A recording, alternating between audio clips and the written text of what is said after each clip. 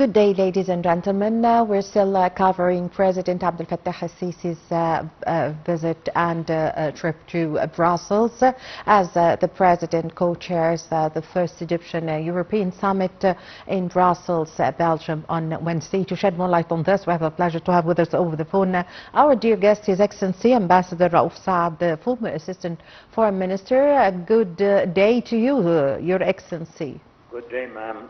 By the way, I'm a former ambassador to the European Union in Brussels. Excuse me, I didn't get you, sir. I said that, by the way, I'm the former ambassador to the EU in Brussels. Okay. I apologize for this. Your Excellency, Ambassador Saad, how did you see the visit by President Abdel Fattah al-Sisi to Brussels as the President co-chairs Egypt's delegation to the first Egyptian-European meeting? Well, in more general terms, we're talking about a historic summit between EU and Egypt, and I think we have to focus on two major aspects. One is the peace process. In other words, that the summit is being convened at a crucial time in anticipation of possible peace in the region after Sharm el-Sheikh conference, and with the kind of intensive efforts being pursued by Egypt in order to move from words to actions. Yes. I think what is very special at this moment that the Palestinian cause is enjoying unprecedented international support, which is a factor that has to be invested. And I think that's why the summit is extremely important in order to maximize this kind of support and consolidate all the kind of efforts, but particularly the efforts being made by Egypt in order to go further and forward to the consolidation of peace on the ground. And in this regard, I think one of the major aspects that should be discussed, or I expect to be discussed, is that the kind of preemptive step made by Egypt and by calling for a reconstruction conference in Gaza. And I expect that this kind of call will enjoy a lot of support from the Arab countries, from the European countries, from the Western countries, from the multilateral organizations, so on and so forth. So I think that would be a major aspect that would be discussed, and hopefully that the President, with this kind of clever diplomacy, will be able to obtain this kind of support. On the bilateral aspect, I think that the relationship between Egypt and the European Union is going through a stage where a revision should take place in order to benefit from the association agreement to a larger aspect. Because it's still even if we're talking about the volume of trade around 30 billion euros, still it's far below what we could obtain from the association agreement. There are two or three major fields that I hope that they will be subject to thorough discussions. One is the economic zone in the Suez Canal. The economic zone is rather, in a way, tailored to serve the interests of both Egypt and Europe in view of the neighborhood considerations. And I should just remind the audience that in the 90s, after the peace process, it was the European Union which proposed to establish a regional hub in the Suez zone, yes, in order to serve, the interests of the EU in anticipation of peace again. But so far, the contribution of the EU as a bloc is rather poor. Some very few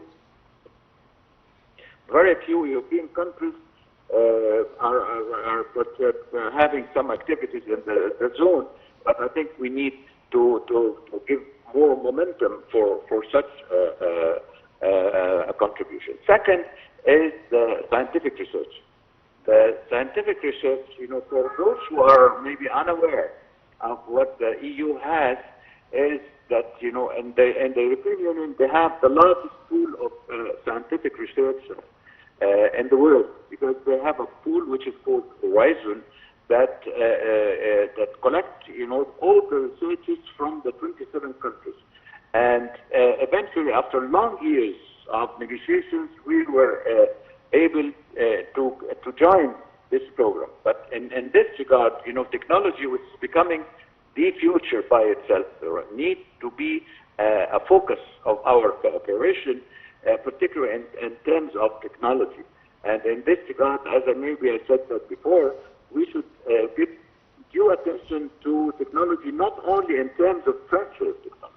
And we need a bit further than that. We need indigenous technology, and it's there where we should promote our cooperation with the EU, because with this kind of development and progress, that would reflect on industry, and and we need a lot of efforts in order to maximize and to promote and increase our industrial products. And the third point and last point for the moment is climate change, and what we call as green transformation. The EU is very much involved with Egypt and trying to coordinate positions since we held the COP27 and 22 in Sharm el-Sheikh. But there are areas, because the climate change is no longer a problem of pollution or simple issue for easy to treat. It is becoming existential a problem, and we have to join efforts in order to maintain the resources of the countries, and the health and economic and social life for the citizens. We on principle, we are in full agreement, but in details we differ on the stage, on the momentum, on the possibilities that each party could achieve. So, but this matter is very crucial for us. Lastly, is trade. Trade, is a product of all the efforts I've just mentioned. And I think even if you are talking about 25 or 30 billion euros, this is far below what you could achieve, if we are, on the right position in order to benefit from the agreement. And that is very much related to the economic reforms, which in turn has its impact on industrialization and all economic and trade fields.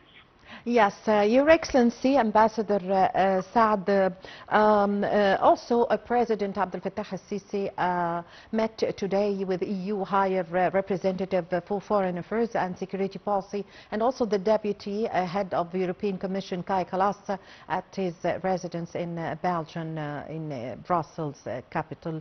How did you see this meeting?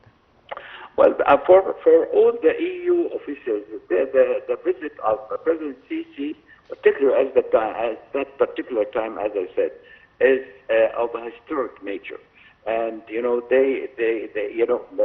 what we should understand, it is the relationship between the EU and Egypt is not just a regular, because in terms of the geography and the neighborhood, our problems are exchangeable, our challenges are exchangeable, our benefits are exchangeable. Yes. And in the core of this is Egypt, and it's for example, if you are talking about the migration, illegal migration, it's a great concern for the EU, and Egypt is one of the most successful countries in controlling, this kind of migration. And well, I can give you an example which may serve the idea I'm trying to explain. Is For Yes. example, the migration of from Gaza, your Palestinians, it was only Egypt that could draw the red line. The red line, you know, that when they said no migration, and that was the wall that was built and all, Yes. and preempted all the efforts, you know, in order to let Yes. Thank you very much, Your Excellency, ladies and gentlemen.